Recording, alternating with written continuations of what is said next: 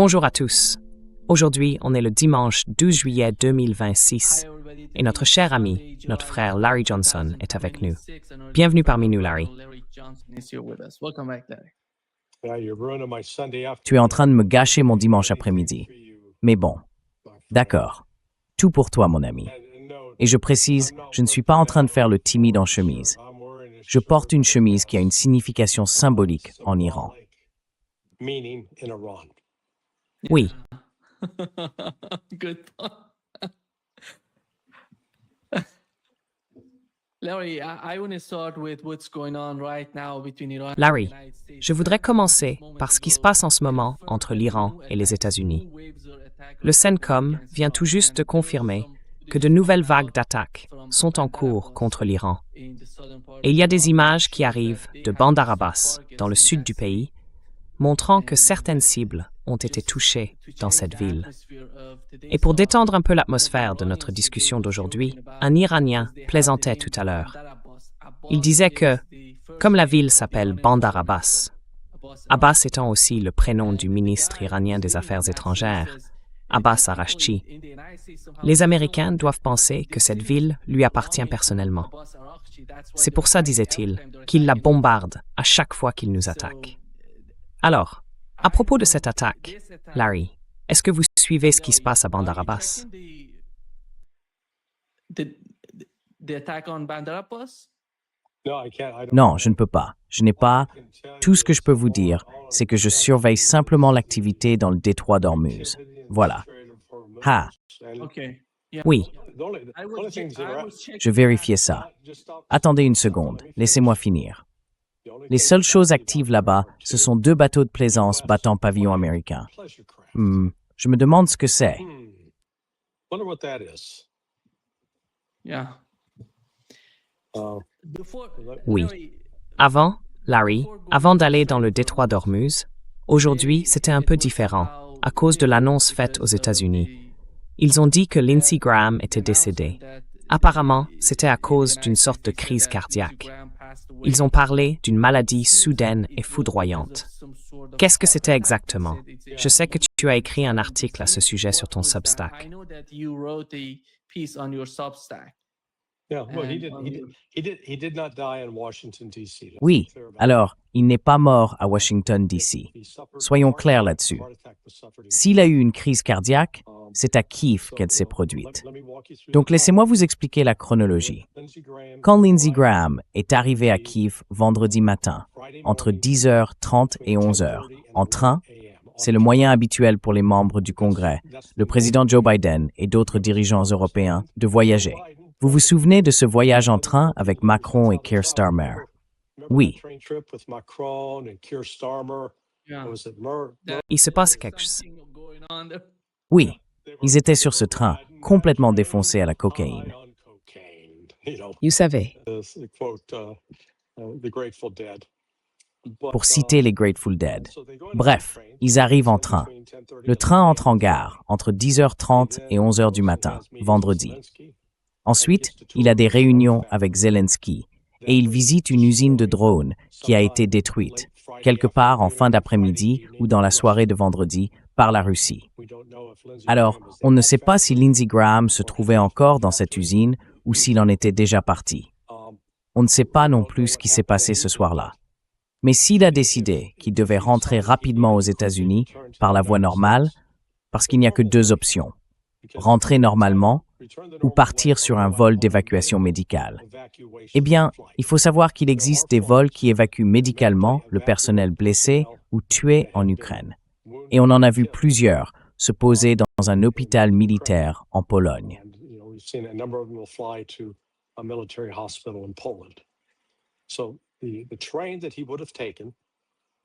Donc le train qu'il aurait pris serait parti samedi matin, vers 7h45, 8h.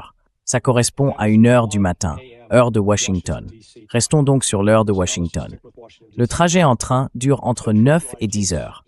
Ça veut dire qu'il serait arrivé à Varsovie vers 10 ou 11 heures du matin. Ensuite, il se rend à l'aéroport pour prendre son vol de retour vers les États-Unis, probablement un avion affrété par les Américains. Disons que, dans le meilleur des cas, Il aurait pu embarquer vers 11 heures, mais plus probablement vers midi. Le vol entre Varsovie et les États-Unis, quel que soit l'appareil, dure environ 10 heures, parce qu'on vole face au vent dominant.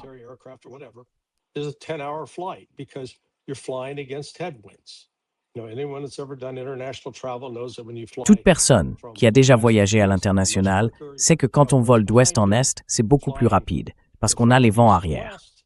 Dans l'autre sens, d'est en ouest, le trajet est plus lent. Bon, imaginons, il est midi à Washington, tu décolleras à midi, et 10 heures plus tard, tu arrives. Ça fait 10 heures du soir, non? Oui. D'accord. Mais les rapports publiés disent que l'appel au 911 a été passé à 8h30 du soir. Or, Lindsey Graham n'était même pas dans le pays à ce moment-là. Alors, est-ce qu'il aurait pu être revenu s'il avait été rapatrié par vol médical? Bien sûr, mais ça ne veut pas dire qu'il était vivant quand l'avion a atterri. Et peut-être qu'ils ont transporté son corps jusqu'à la maison pour que ça en ait l'air.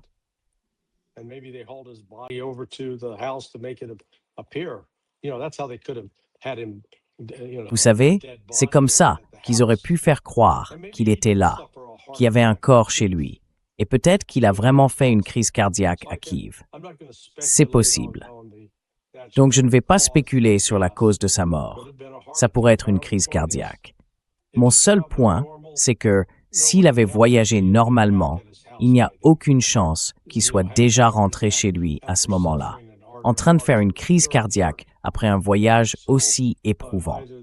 Donc soit le corps a été ramené et placé dans la maison, soit ils ont tout simplement inventé cette histoire, et son corps, où qu'il soit vraiment, peut être à la morgue de Washington. J'aimerais bien savoir comment tout ça a été géré. En tout cas, l'histoire racontée par la Maison-Blanche n'est pas vraie.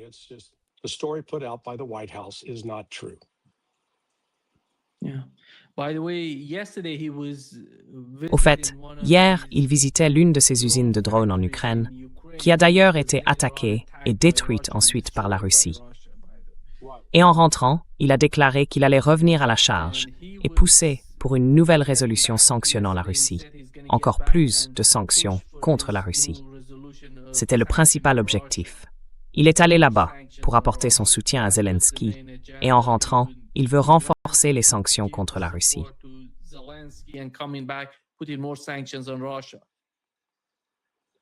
Eh bien, je suppose qu'on peut rayer ça de sa liste de choses à faire.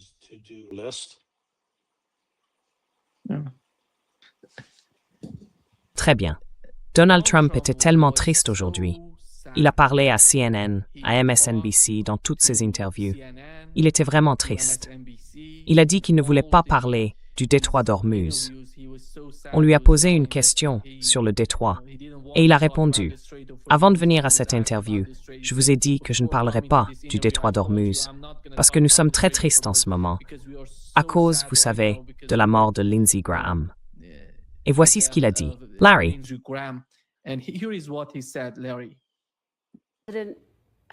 Comment avez-vous accueilli cette nouvelle et quelle a été votre première réaction, votre ressenti instinctif quand vous l'avez apprise? Ce qui rend tout ça encore plus étrange, c'est que j'ai reçu un appel hier soir, en début de soirée, peut-être vers 19 heures. Il m'a appelé et il m'a dit « Tout est prêt pour le Save America Act ». Il poussait vraiment fort pour le Save America Act. Il y tenait énormément. Il venait juste de rentrer. Il m'a dit qu'il venait d'atterrir d'Ukraine. Je lui ai dit, c'est un long voyage à faire. Il avait l'air un peu fatigué, mais sinon, parfait. Juste un peu fatigué. Et il avait bien le droit de l'être. C'était un bosseur, un vrai bosseur. Mais il sonnait bien, en fait. Il a même dit qu'il était fatigué, mais il voulait absolument faire passer le Save America Act. Et je lui ai dit, on va y arriver, Lindsey. On va y arriver. Je lui ai dit, on se voit bientôt, peut-être même aujourd'hui.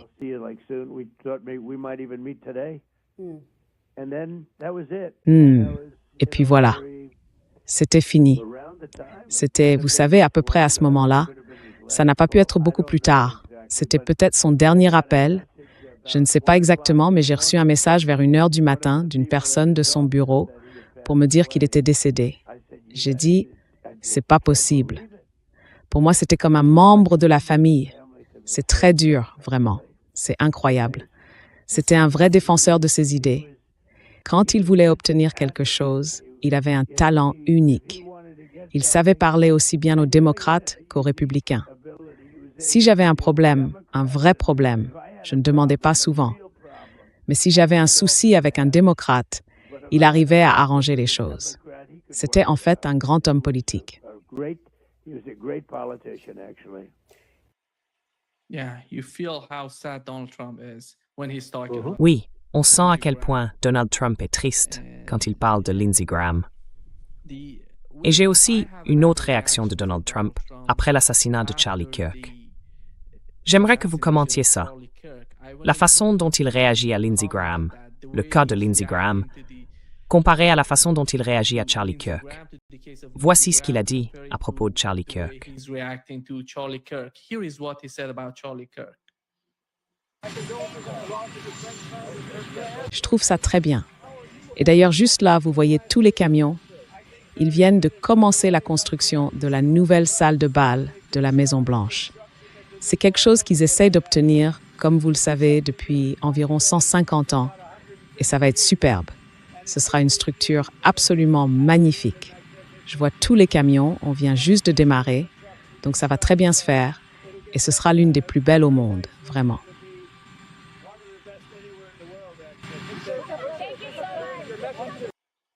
Yeah. Yeah, you can tell he's really broken up over the death of Charlie Kirk. Oui, oui. On voit bien qu'il est vraiment bouleversé par la mort de Charlie Kirk. Oui, enfin, on sait qu'il ne dit pas la vérité sur ce qui est arrivé à Lindsey Graham. Parce que si Lindsey Graham rentrait en avion, le seul moyen, le plus tôt possible, pour aller de la Pologne à Varsovie avant de repartir, c'était le train. Et puis, normalement, les avions militaires américains ne volent pas jusqu'à Kiev. Jamais. Même quand Joe Biden y est allé, il n'a pas pris l'avion, il a pris le train. Quand Ursula von der Leyen s'y rend, elle prend le train. Tous les dirigeants de l'OTAN prennent le train. Les membres du Congrès aussi, ils prennent le train.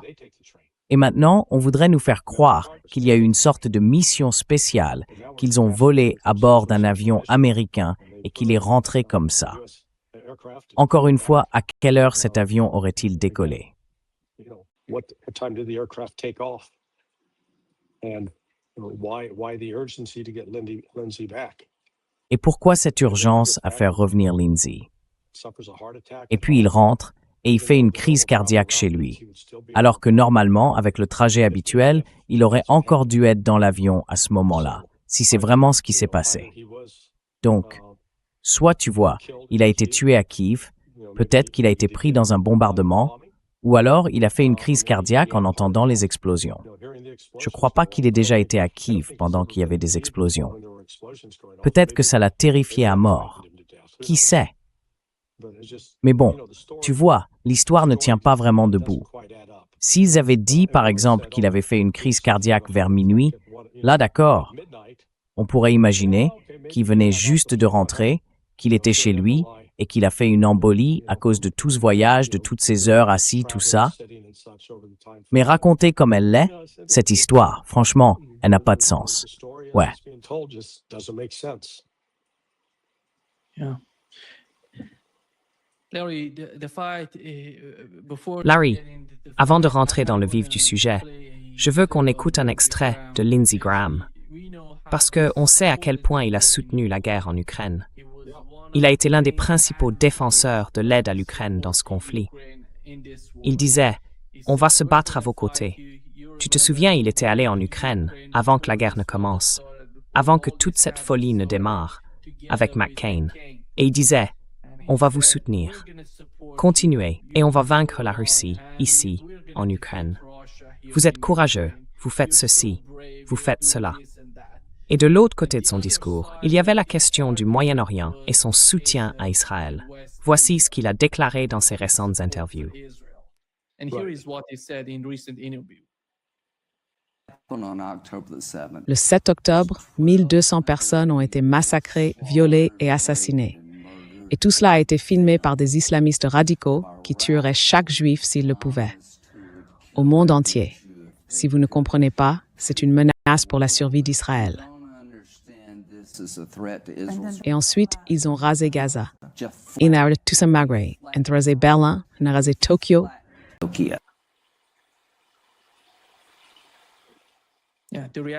Oui, la réaction d'Israël, c'est qu'il a perdu l'un des plus grands défenseurs de l'alliance entre les États-Unis et Israël. Et franchement, moi, j'ai perdu un ami très cher.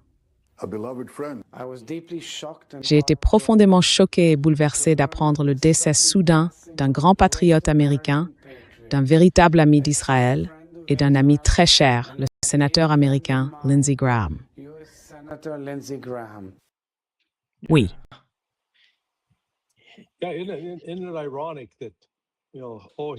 C'est quand même ironique, non? Il aime tellement Israël qu'il en arrive à soutenir des nazis en Ukraine, des gens dont les ancêtres ont commis des massacres.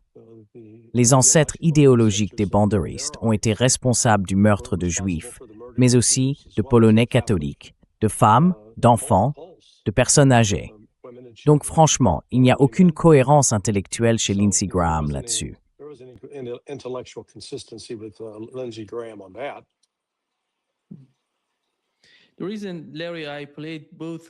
la raison, Larry, pour laquelle j'ai passé les deux extraits, l'un de Lindsey Graham, l'autre montrant la réaction de Donald Trump à la fois à Lindsey Graham et à Charlie Kirk, c'est en lien avec ce dont on parlait. Donald Trump, avant son élection comme président des États-Unis. À l'époque, on disait que Donald Trump est un outsider, qu'il allait faire ci, qu'il allait faire ça, qu'il serait différent et que le nouveau gouvernement serait différent aussi. Les gens de son administration, aucun ne venait de l'administration précédente. Et puis, tout à coup, on voit qu'il est beaucoup plus proche, beaucoup plus, disons, lié à Lindsey Graham, bien plus que de nombreuses personnes qu'il avait soutenues pendant la campagne.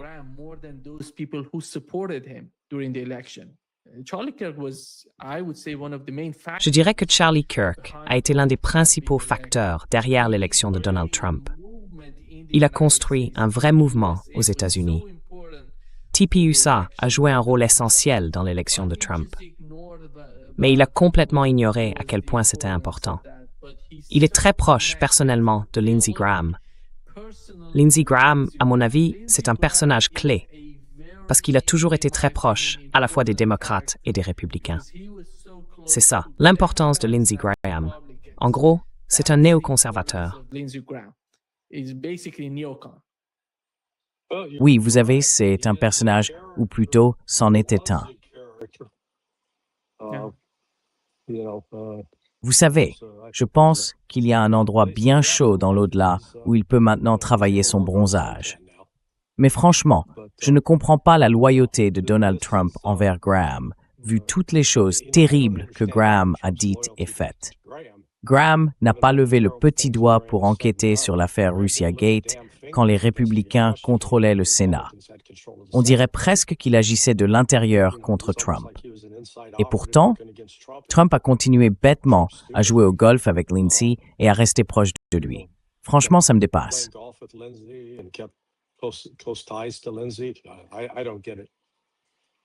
Oui, Mais tu as raison, c'était le néoconservateur par excellence. Alors, la bonne nouvelle, c'est qu'il y en a un de moins pour semer le désordre.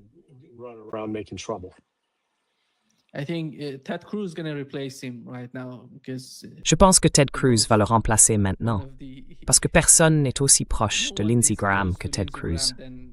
C'est lui qui va prendre sa place pour soutenir Israël, pour soutenir la guerre en Ukraine. Voyons voir. Larry, les attaques, la guerre, tout ça se passe à nouveau entre l'Iran et les États-Unis. De nouvelles vagues d'attaques ont lieu pendant qu'on parle. Il y a des rapports venant d'Iran, du sud du pays, comme je l'ai dit, dans la ville de Bandar Abbas. De nouvelles images viennent de sortir, et dans un instant, je vais montrer une photo de cette explosion à Bandar Abbas. Mais aujourd'hui, il y a eu une autre attaque, tout près de la centrale nucléaire de Bushehr. Vraiment tout près.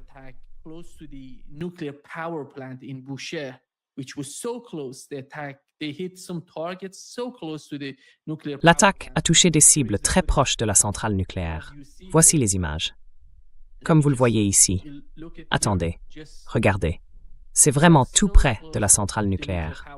Plus tard, on a appris que la centrale n'avait pas été endommagée par cette attaque, malgré la proximité, et qu'elle reste opérationnelle.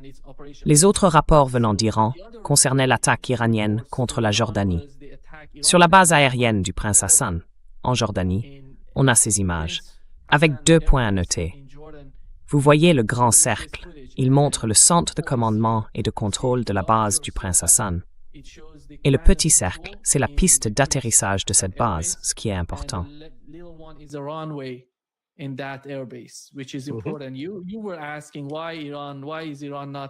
Vous demandiez pourquoi l'Iran n'attaque pas la piste. Eh bien, ça montre. Vous savez, ils l'ont déjà fait en Jordanie. Et un autre rapport, publié un peu plus tard, parlait d'une attaque contre les abris, l'un des abris pour ces drones, encore une fois sur la même base aérienne en Jordanie. Sur cette image, on voit clairement comment il a été détruit. Je ne sais pas combien de drones se trouvaient là au moment où le missile a frappé la cible. Donc en gros, les deux camps se battent et font monter la tension. Ils frappent leur cible. Il y a eu aussi des rapports disant que des forces américaines avaient été touchées par des missiles iraniens parce qu'elles étaient présentes pendant les premières heures de l'attaque, la nuit dernière.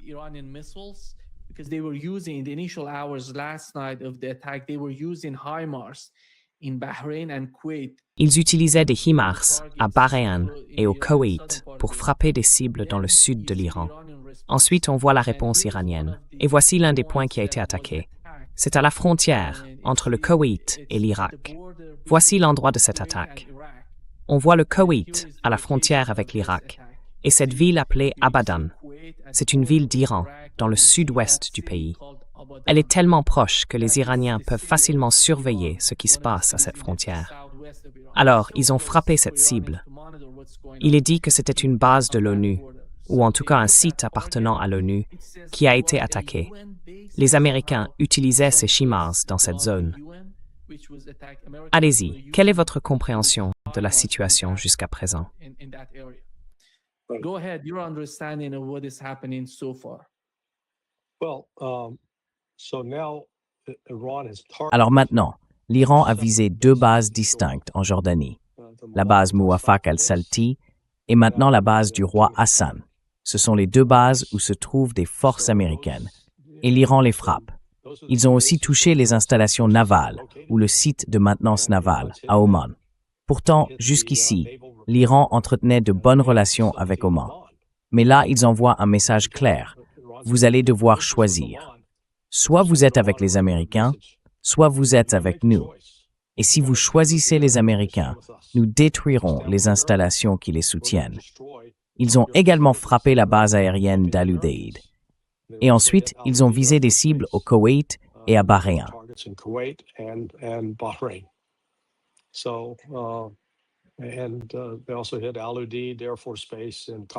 Ils ont aussi frappé la base aérienne d'Al-Udeid au Qatar.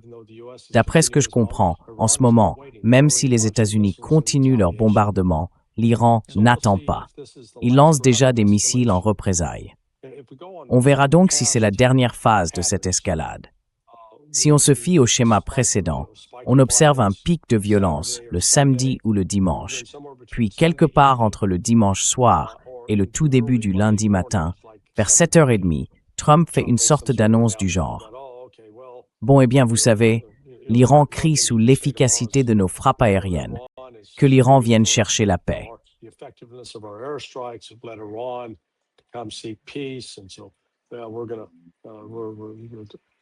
Donc on va retourner à la table des négociations. Il ferait ça avant l'ouverture des marchés. S'il ne le fait pas avant l'ouverture, d'abord, le prix du pétrole va s'envoler et ensuite, la bourse va plonger. Par le passé, Trump a clairement été impliqué dans la manipulation du marché boursier et du marché pétrolier. Donc s'il ne fait pas cette annonce dans les 12 ou 13 prochaines heures, je pense qu'on va continuer à voir cette escalade s'aggraver. Et les États-Unis utilisent des missiles HIMARS et ATACMS qui n'ont plus vraiment. En fait, ils sont en train d'épuiser leur stock. Et ça va poser un vrai problème. Fait.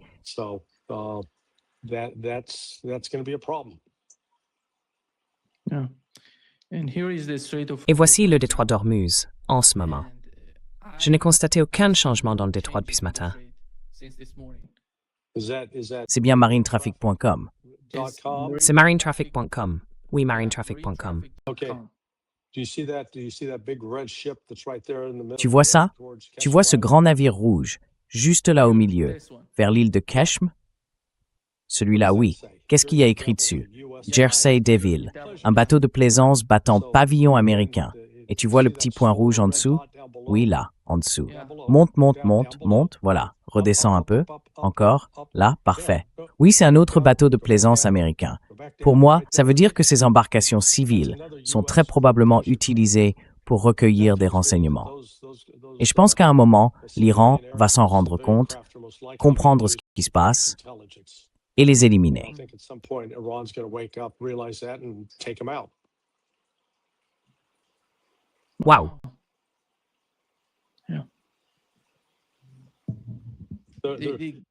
There's no reason for Il n'y a aucune raison à ça. Ce bateau de plaisance, le Jersey Devil, tourne en rond là-bas depuis plus d'une semaine. Je le surveille. Je serais vraiment surpris s'il ne servait pas à collecter des renseignements. if it's not being used for intel collection.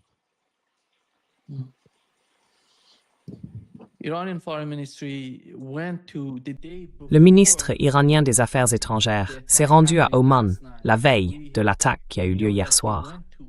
On sait qu'il y est allé, mais je ne sais pas quelle a été la nature des échanges entre l'Iran et Oman.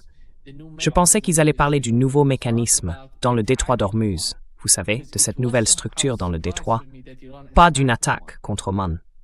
C'est pour ça que j'ai été surpris que l'Iran attaque Oman. Il ne l'avait pas fait pendant la guerre. Et à l'instant, le ministère iranien des Affaires étrangères a déclaré « Nous avons malheureusement atteint un stade où il n'y a pas seulement des bases américaines dans les pays voisins, mais où certains pays sont devenus, en réalité, des bases américaines à part entière. »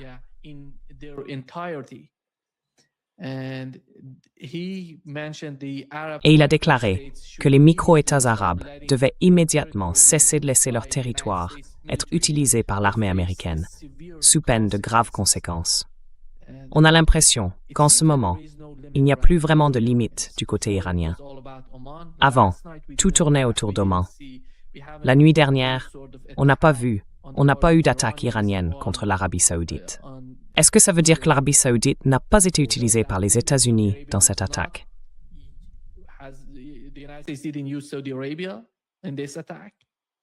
Well, apparently not. Eh bien, apparemment non. Vous savez, je pense que l'Iran a été assez clair sur le fait de ne pas attaquer les pays du Golfe qui ne participent pas au soutien des opérations militaires américaines.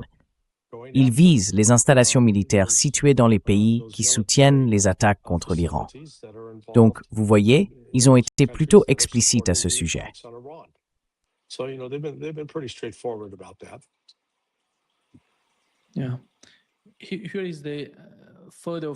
Oui. Voici la photo prise à Bandar Abbas il y a quelques instants. Vous voyez cette fumée, cette colonne de fumée là-bas? On dirait qu'ils ont attaqué, qu'ils ont touché des cibles à Bandar Abbas. Et l'autre chose, Larry, c'est que ces forces, il semble que les États-Unis maintiennent encore leurs troupes au Koweït et à Bahreïn, parce que ce sont des HIMARS, et il faut des soldats américains pour les faire fonctionner. Ce sont des armes sophistiquées, pas faciles à utiliser pour ces pays. I think so. I don't know that for a fact. So Je le pense, oui, I'm gonna speculate. mais je n'en ai pas la certitude, donc je ne vais pas spéculer là-dessus. Ils ont peut-être formé les locaux, c'est possible aussi, mais ce sont des cibles qu'Iran va continuer à viser, donc toute personne dans les environs sera en danger. Et ce qu'on a vu, il y a 3 jours, quand tout a commencé, c'est que les États-Unis ont frappé. L'Iran a ensuite attendu avant de réagir. On aurait dit qu'ils rassemblaient des informations pour savoir quoi viser. On a vu la même chose dans le cycle des 24 heures suivantes. Maintenant, on voit qu'ils n'attendent plus, ils tirent immédiatement. Donc oui, la situation s'intensifie et on va voir combien de temps les États-Unis veulent. La réalité, c'est que les États-Unis ne peuvent pas tenir ce rythme indéfiniment. S'ils utilisent des HIMARS et des attaques MS, ces systèmes-là ont des stocks limités. those got limited supplies. I think, Je pense que la production des attaques MS a été arrêtée parce qu'ils veulent passer à une nouvelle plateforme. Pour les HIMARS, on estime qu'il en restait environ 3000 au début de la guerre. Et il faut se rappeler que les HIMARS ne sont pas tous affectés exclusivement au CENTCOM. Il y en a aussi au commandement européen et d'autres dans la zone Indo-Pacifique. Ces deux-là sont prioritaires.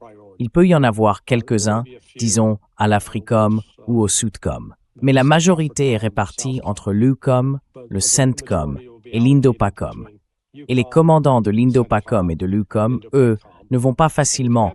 Enfin, s'ils reçoivent l'ordre de céder une partie de leur stock, ils le feront, mais à contre-cœur. Parce que ça les laisserait vulnérables, sans ces systèmes d'armes, en cas de futur conflit, par exemple avec la Russie ou avec la Chine.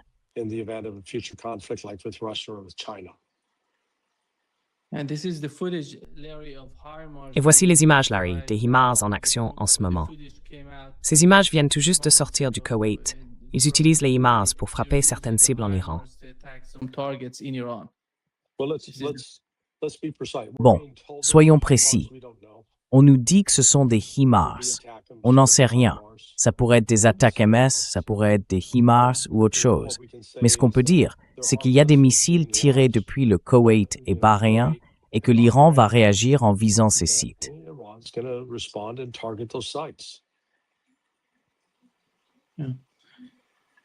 Oui, il y a eu un rapport provenant de sources koweïtiennes. Elles ont affirmé que l'Iran avait attaqué une cible au Koweït avec 3 missiles balistiques qui ont touché directement leur objectif. C'est ce qu'ont indiqué les sources koweïtiennes, pas les Iraniens.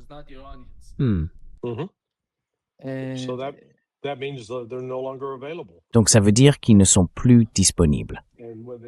Et quand on les détruit, les États-Unis, en ce qui concerne les lanceurs, pour les HIMARS ou les attaques MS, je pense qu'ils ont largement assez de lanceurs. Le vrai problème, ce sont les missiles eux-mêmes, parce que pour en fabriquer davantage, il faut des terres rares qui viennent de la chaîne d'approvisionnement chinoise. Et la Chine ne fournit plus ces terres rares. Du coup, la capacité des États-Unis à reproduire ces missiles est très, très limitée.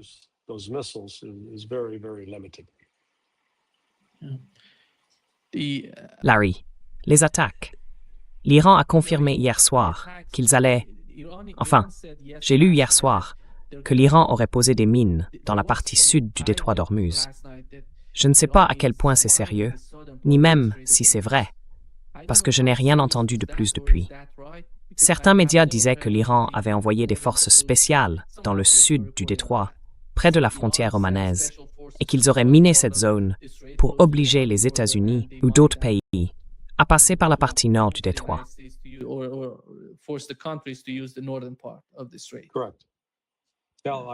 Exactement.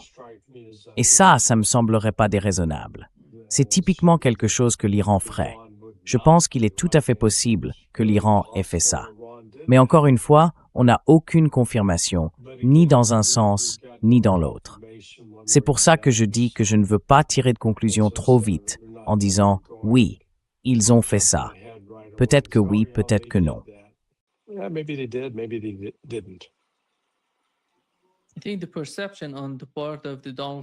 Je pense que, du côté de Donald Trump et de son administration, on a l'impression que l'Iran va enfin céder.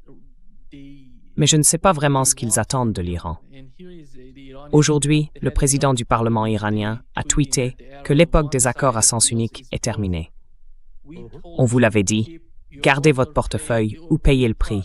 La réalité frappe à la porte. Et je sais qu'ils subissent une pression énorme en Iran. Le président du Parlement et le ministre des Affaires étrangères.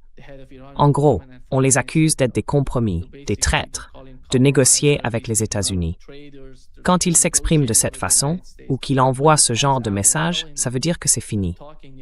D'après ce que je comprends, l'Iran ne va pas reculer.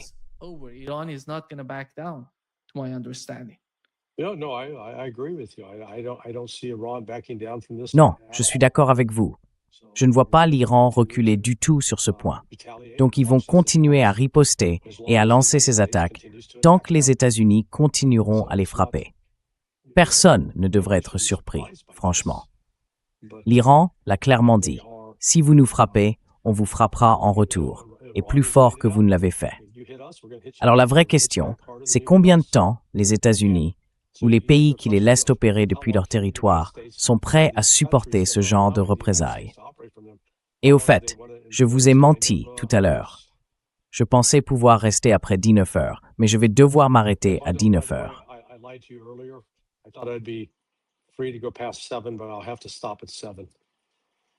Okay.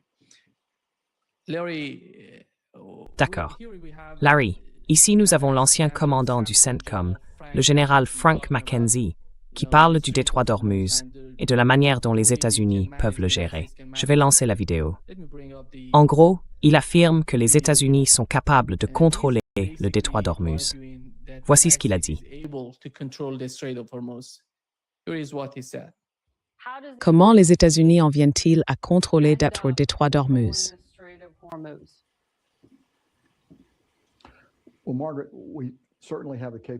Eh bien, Margaret, nous avons clairement la capacité de contrôler le détroit d'Ormuz si le président décide d'emprunter cette voie. Écoutez, ce qu'il essaie de faire, c'est de parvenir à une solution diplomatique et politique. Et je salue cette approche. Je pense d'ailleurs que c'est ce que nous devrions tous souhaiter comme issue finale. Cela dit, la réalité, c'est que les Iraniens ne réagissent généralement qu'à la force militaire et à une pression extrême. Attention, il ne s'agit pas ici de changer de régime. Ce dont on parle, c'est de modifier les positions et les actions d'un régime extrêmement dur. Et ça, c'est possible.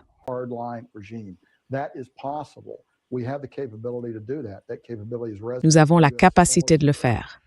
Cette capacité existe au sein de l'armée américaine si le président décide de l'utiliser.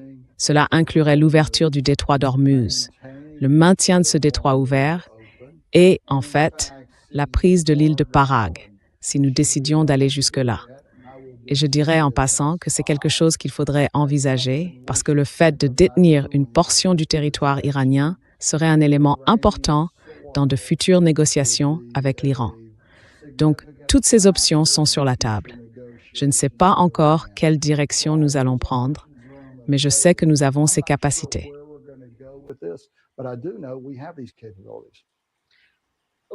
Nous avons ces capacités. Absurde. Sérieusement, vous pouvez l'ouvrir? Alors qu'est-ce que vous avez fait depuis le 28 février? On a eu mars, avril, mai, juin, et on est déjà à la mi-juillet, 4 mois et demi. Les États-Unis n'ont pas réussi à l'ouvrir. Pourquoi? Ils n'ont même pas essayé? Pourquoi? Oui, allez, faites entrer ces navires dans le détroit d'Ormuz. On va bien voir comment ça se passe.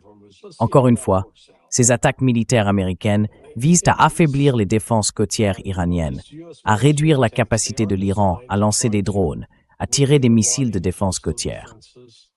Le problème, c'est que tous ces missiles sont enfouis dans des grottes. Ils ne sont pas là, à découvert, où ils pourraient être facilement détruits.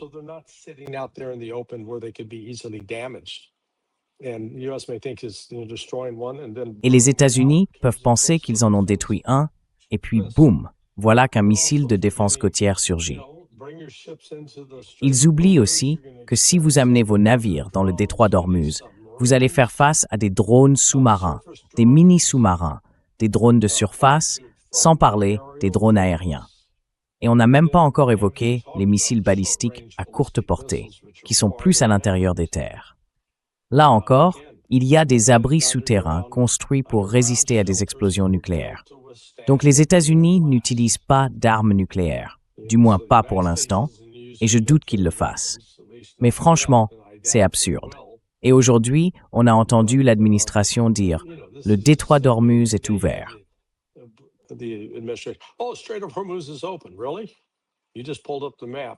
Vraiment. Tu viens juste d'ouvrir la carte. Je crois que tu utilisais marinetraffic.com. Et tu sais, il y a aussi Vesselfinder. Moi, je trouve vesselfinder.com un peu mieux parce qu'on voit tout de suite de quel navire il s'agit et quelle est sa destination supposée. Donc, encore une fois, je ne comprends pas. Ce type a été commandant du CENTCOM et il prétend qu'ils ont une sorte de capacité magique. Ce n'est pas le cas. Et le fait qu'il recommande de prendre l'île de Karg. Mec, commence déjà par m'expliquer comment tu comptes faire débarquer tes soldats sur l'île de Karg. Des soldats ou des marines, t'as seulement 3 options. Un débarquement amphibie.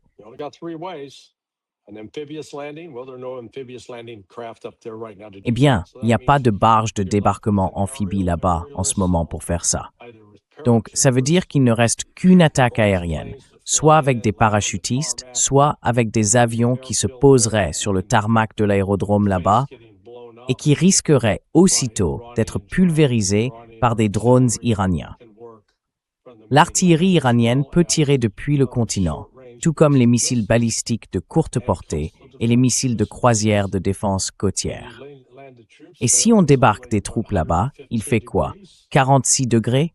Ils vont avoir besoin d'énormément d'eau. Et combien de soldats tu comptes envoyer là-bas pour servir de chair à canon? Non, c'est de la folie, c'est de la stupidité, de l'arrogance, de la démesure. Appelez ça comme vous voulez.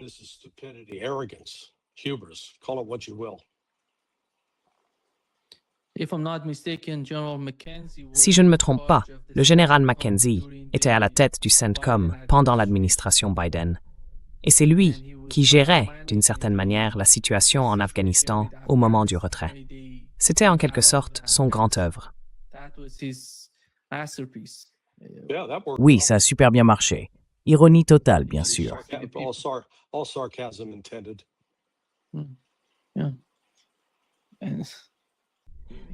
Et le fait qu'il soit sorti d'Afghanistan, de la manière dont il l'a fait, et qu'il parle maintenant de retourner dans le détroit d'Ormuz pour essayer d'y faire quelque chose, c'est tout simplement incroyable.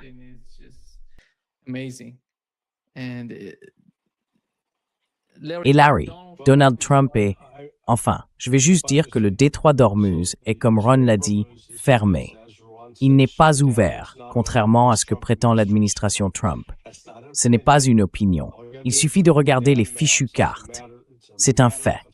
Et j'aimerais que ces commentateurs américains s'en tiennent aux faits, bon sang, au lieu de leurs espoirs et de leurs rêves qui n'ont rien à voir avec la réalité.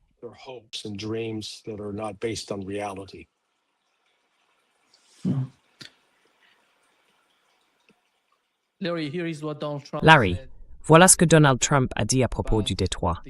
Il dit quelque chose d'absolument incroyable, vraiment surprenant pour moi. Franchement, je pense qu'il invente.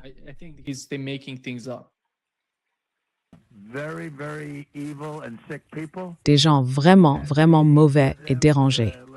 On a eu des réunions avec eux ces derniers temps. Hier, ils ont accepté un accord parfait pour nous. Pas de nucléaire, pas de ceci, pas de cela, rien du tout. Ils ont tout abandonné. Et puis, après ça, ils ont quitté la salle. Et moins d'1 heure plus tard, ils ont lancé un drone et un navire. J'ai dit, vous êtes malades. Vous êtes des gens malades.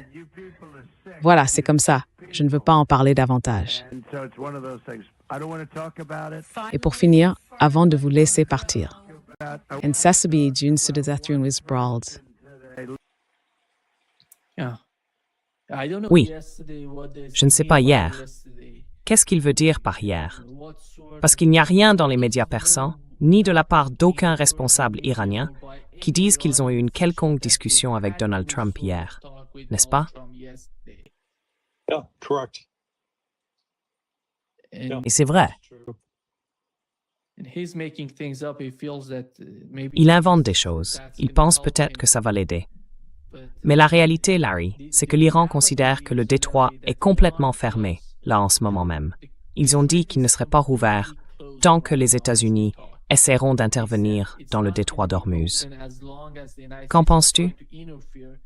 Est-ce qu'ils vont réussir avec ce genre de politique? Aux États-Unis. L'Iran.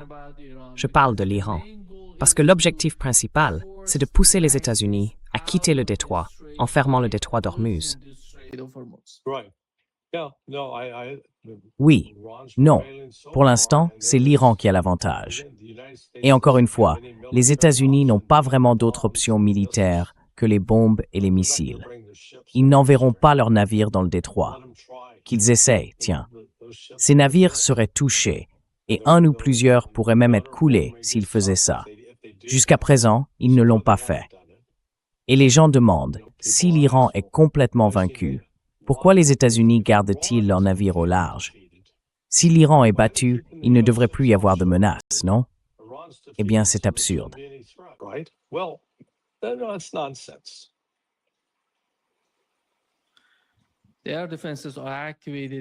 Leurs défenses sont activées en Iran, à Kermanshah, dans l'ouest du pays. Ça veut dire que les États-Unis utilisent des avions de chasse pour pénétrer à l'intérieur du territoire ou frapper certaines cibles dans l'ouest de l'Iran. En gros, ils utilisent l'espace aérien irakien pour mener ces attaques.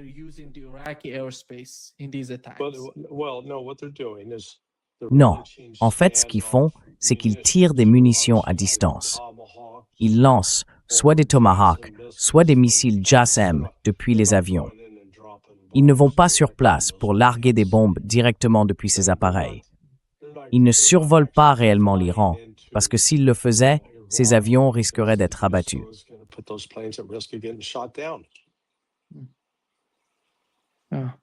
Oui, ça montre l'activité de la défense aérienne dans l'ouest de l'Iran. Larry, on sait qu'une partie de l'accord avec les États-Unis, c'est qu'ils veulent vendre des F-35 à la Turquie. Aujourd'hui, l'ambassadeur américain auprès de l'OTAN, Matthew Whitaker, a été interrogé par Jake Tapper de CNN pour savoir si les États-Unis allaient enfin vendre ces F-35 à la Turquie. Et voici ce qu'il a répondu.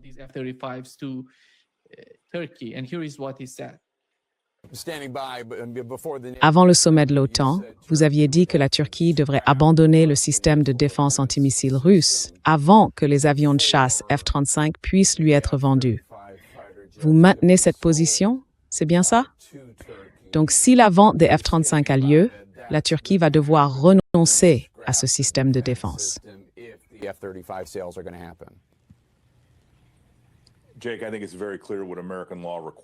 Jake, je pense que c'est très clair ce que la loi américaine exige. Et tu sais, on peut s'attendre à ce que les États-Unis n'aient pas envie que leur avion de chasse le plus sophistiqué soit testé face au système de défense aérienne russe. Donc tu vois, je pense que c'est un accord qui peut se faire. Je pense même qu'il se fera. Et tu sais, on parle des F-35. Même si la Turquie était autorisée à revenir dans le programme et remplissait toutes les conditions prévues par la loi, ces avions ne seraient pas livrés demain. Oui.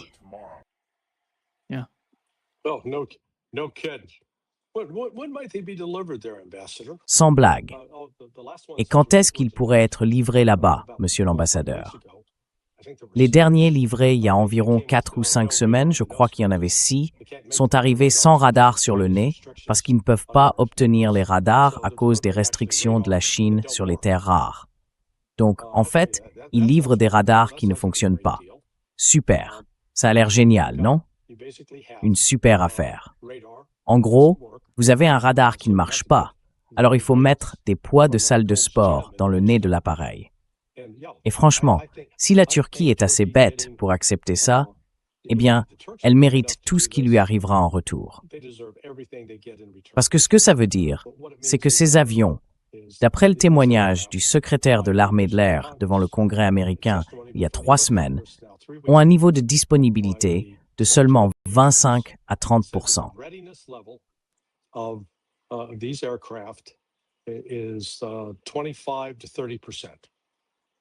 Ça veut dire que si la Turquie en achète 10%, elle peut s'attendre à n'en avoir que 2 ou 3 sur ces 10 réellement disponibles pour des missions de combat.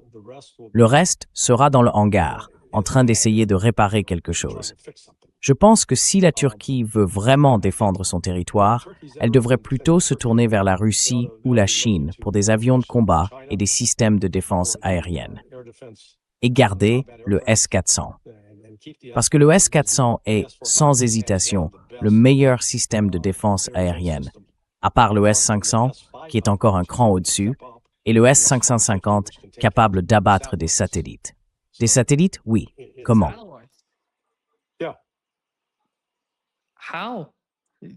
Ils peuvent staff-tend les satellites. Oui, oui. Wow. Invitez Ted Postol pour en parler. Wow! Yeah. So that, I mean, that's what it was designed for. Oui, donc à la base, c'était conçu pour la guerre spatiale, pour les satellites. Mais c'est aussi efficace au sol, contre, vous savez, des avions de combat. C'est encore un exemple de l'arrogance américaine, où l'on fait des menaces et des promesses qu'on n'est pas capable de tenir. Making threats and claims that we can't deliver on. I don't think that Russia would let Je ne pense pas que la Russie laisserait la Turquie vendre ses systèmes de défense aérienne, les S-400, à l'un de ces pays du Golfe, comme on l'a mentionné tout à l'heure. Parce qu'on a dit que la Turquie allait vendre le système de défense S-400 à l'un de ces pays du Golfe, peut-être le Qatar ou les Émirats arabes unis, pour pouvoir obtenir des chasseurs américains comme le F-35. Mais ces systèmes sont très importants. Ils sont vraiment essentiels pour la Russie. Et elle ne laissera pas la Turquie faire ça. Oui, voilà. Je ne sais pas pourquoi. Est-ce qu'ils vont les renvoyer en Russie? Are they going to send them back to Russia? Eh bien, je pense que, selon la loi, ils y sont obligés. Maintenant, est-ce qu'ils vont le faire? Ça reste à voir. Mais ce qu'on a aujourd'hui, c'est que parmi tous les pays de l'OTAN, la Turquie possède le système de défense aérienne le plus efficace. Alors s'ils y renoncent, qu'est-ce qu'ils vont faire? Acheter des Patriots? Les États-Unis ne peuvent pas en fournir avant plusieurs années. Donc, quelle est leur alternative? On ne renonce pas à un système de défense aérienne pour rien. Et vous savez, on le voit déjà à Kiev. Zelensky se plaint. Ils sont à court, complètement à court. Ils n'ont plus un seul missile Patriot, ni PAC-2, ni PAX-3 à tirer. Ils ont peut-être encore des lanceurs, mais plus de missiles à mettre dedans.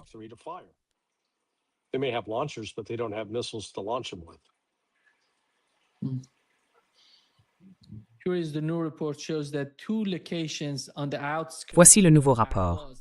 Il montre que 2 sites situés en périphérie d'Avaz, Avaz, c'est la capitale de la province du Khouzistan, dans l'ouest de l'Iran, ont été attaqués par des projectiles tirés par les États-Unis avec des lance-roquettes HIMARS depuis le Koweït.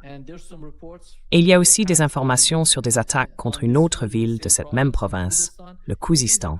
C'est une région tout près de la frontière avec l'Irak, vraiment juste à la limite. Donc voilà, les attaques qui sont en cours. Je ne sais pas comment. Enfin, pensez-vous que si l'Iran utilise des drones, ils pourront atteindre ces lanceurs HIMARS? Quelle pourrait être la réponse de l'Iran?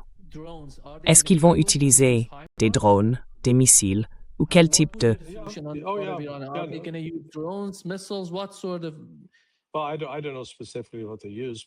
Eh bien, je ne sais pas exactement ce qu'ils utilisent, mais ils ont clairement des munitions capables de les atteindre et de les détruire. Ils ont absolument ce qu'il faut pour ça. Donc on verra bien ce qui se passe. Comme je l'ai dit, d'après ce que je comprends, l'Iran est en train de riposter en ce moment et ils vont continuer à lancer des frappes pendant la nuit. Ça va probablement durer jusqu'aux premières heures de demain matin. Je suis sûr que Trump surveille le prix du Brent. Il est déjà monté à environ $80 le baril avec une hausse de plus de 3,5%. Donc il va constater que les marchés pétroliers ne sont pas contents. Et encore une fois, ce n'est qu'un prix sur le papier.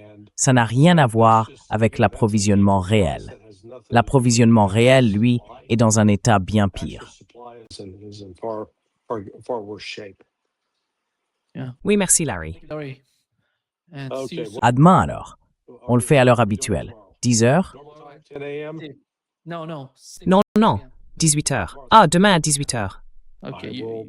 Oui, d'accord. Je vais le noter dans le calendrier. D'accord, parfait. À demain Larry, très bien. Au revoir. Mitri.